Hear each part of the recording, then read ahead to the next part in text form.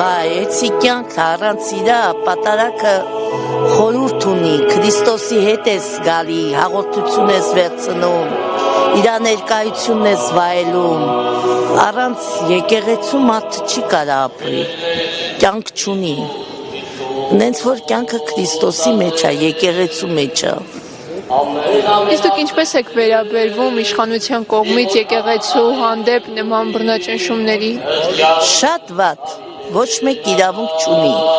ղեկավարներից մտնի եկեղեցու մեջ, խոսի քննադատի, ամեն մարդ թող իրա մեղքերը նայի, հենց ղեկավարությունը գլխավոր փաշողին առանց պսակադրության, առանց զաքսի ինքը պղծության մեղքի մեջ դատում է ուրիշներին, այ ողորմելի, գնա մի հատ դու քեզի հավատքի բեր, դարձի բեր, նոր արի կեղծ ստից, իբր բարեպաշտա,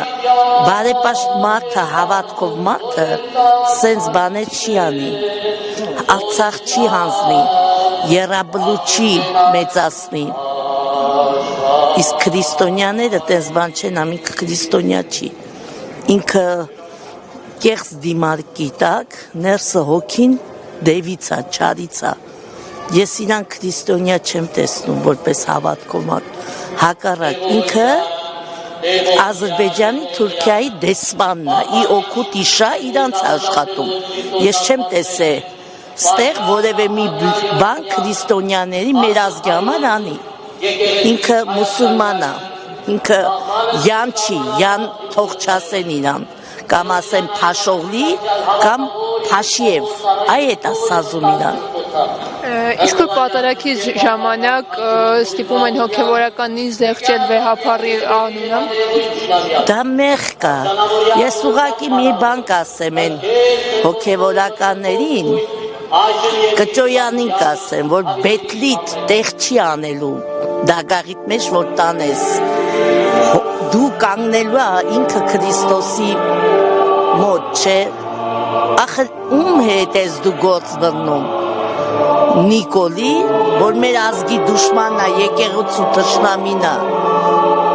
մեղք է, մի արեք, հետ եկեք եկեղեցի, իրան կարգալուց չի անում մեր վեհափառը, սպասում է, որ դարձի գա, իսկ իրանք հլը փողի, անտեր մնա այդ մամոնան գիտես ինչ անում, գայթակղում մարդկանց տանում է, իրանց պեսներ են դժողքի ճամփ են գնացե, ախր չի կարելի, փողի համար չեն ելում ասու դեմ, ում դեմ ուզում ես էլ, Քրիստոսի դեմ չելնես, մոխիր կանի, մեղք կա, չի կարելի, ես այդքանը կասեմ։